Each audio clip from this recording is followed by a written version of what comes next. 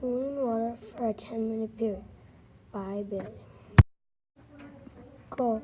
How much will the water cool over a 10-minute period? Hypothesis.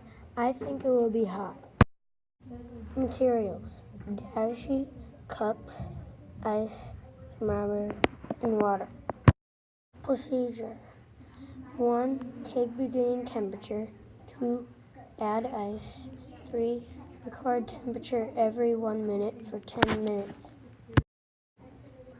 Data. This is my data. My biggest drop was 22 to 10 in 1 minute.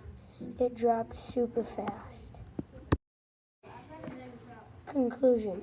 In this lab, I discovered that the temperature got colder than warmer. I love this lab. Opinion. My opinion of this lab was great, and I have enjoyed it very much. It was so fun. The end.